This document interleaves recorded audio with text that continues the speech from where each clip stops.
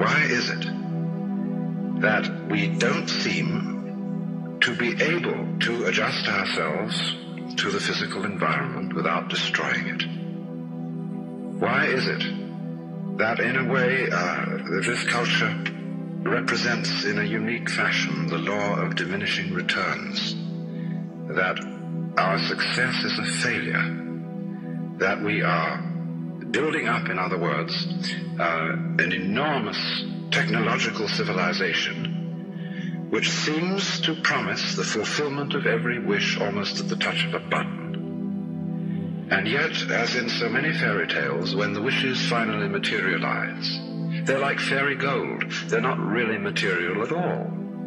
In other words, so many of our products, our cars, our homes, our clothing, our food, it looks as if it were really the instant creation of pure thought.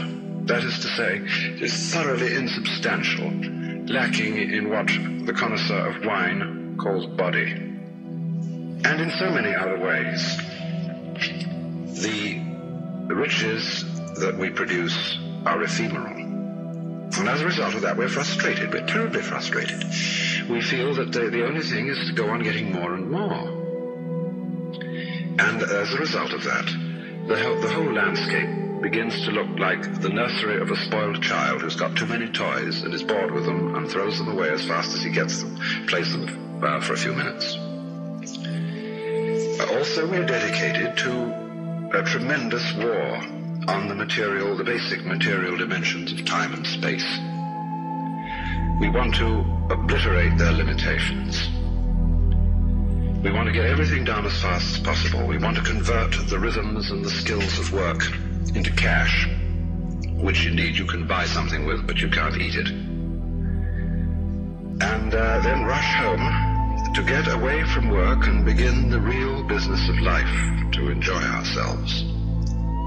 You know, for the vast majority of American families, what seems to be the real point of life, what you rush home to get to, is to watch an electronic reproduction of life.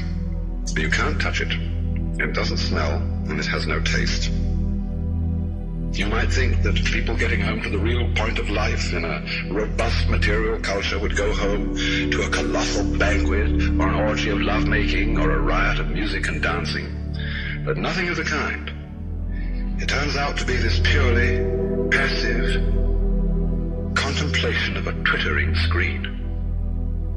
You see mile after mile of darkened houses with that little electronic screen flickering in the room. Everybody isolated, watching this thing, and thus in no real communion with each other at all.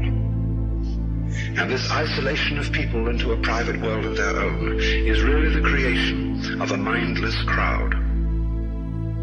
And so we don't get with each other, except for public expressions of getting rid of our hostility, like football or prize fighting. And even in the spectacles one sees on this television, it's perfectly proper to exhibit people slugging and slaying each other, but oh dear no, not people loving each other, except in a rather restrained way.